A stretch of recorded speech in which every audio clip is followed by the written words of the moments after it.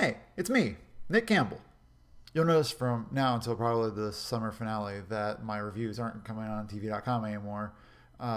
It's because I'm not writing them. But it's mostly because no one's really reading them, which wasn't really a problem for me, but it seems that in an ironic twist of fate, TV.com kind of canceled my reviews. So instead of writing a giant long essay about it, I'm going to decide I'll just give you like the 3 most important things from the previous episode, and I'm going to put it in a video, and I'm going to call it Previously Pretty.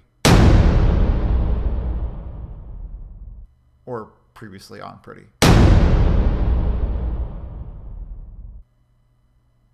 Probably Previously Pretty. 1. The metagaming. The show has invested a lot of time in making you think that Andrew is A. And that's something that, of course, the show does a lot, is try to make you think things that aren't true. That's just how the game is played. Now they've kind of invested a lot of time in making you think that Andrew is not A. They might not be playing a game at all. They might just be clearing Andrew of being A, and like that's the finality of it. But because of the metagaming, you always have some suspicion somewhere in the back of your mind that says, this is the show trying to trick me again. And it's kind of a maybe unintended consequence of how they have used social media and how they've used their communication with the fans in order to make everyone think that whatever they do is a lie. You never actually know for sure if something is true unless somebody official comes out and says in very clear words, yes, this person is dead, or this person is innocent, or this person is never coming back. Unless they decide that they're just going to lie again and say that they aren't coming back and they are dead, but then they aren't really dead, because who in Rosewood is ever dead? The point is that as a fan base, we're cultivated people, and we should probably come to terms with that. Number 2, Charlie and Jason's imaginary best friend. The fact that Jason's childhood is basically one series of giant reality-shaping lies is impressive and frightening, and yeah, he's just messed up. He had like a brother, and he was spirited away somewhere. Like, we don't know where he went. He just went somewhere. He was gone or dead or something. And we might have been adopted, or he might have been Andrew, or whatever. If it's Andrew, it would explain a lot for why he looks like he's 40 while the other liars look like they're, in their mid-20s. Not only did they tell him that all of his reality was a lie, but then whenever he tried to cope with that reality with drinking or with his many, many thousand-yard stares, they told him that he was ruining the family. Everything that he did was ruining the family.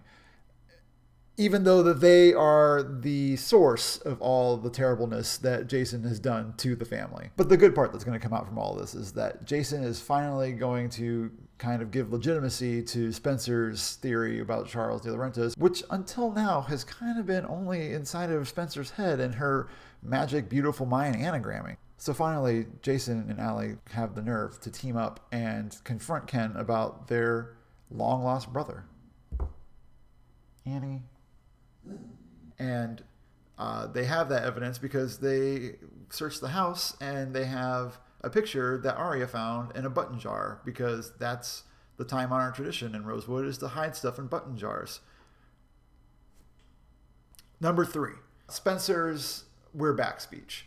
The way that Spencer talks about the struggle that she and the liars have had is very reminiscent of how Allie felt when she came back from her life on the run and her life of torture and struggle, albeit Allie didn't really handle things very well. I mean, she didn't have to really build a creepy clique of others. But the point is that the liars are kind of in the same spot. They're pariahs, they're toxic dumps. They are inherently bad for a town of pedophiles and perverts. Probably most important of all of the things that she said is what is probably the theme of this show.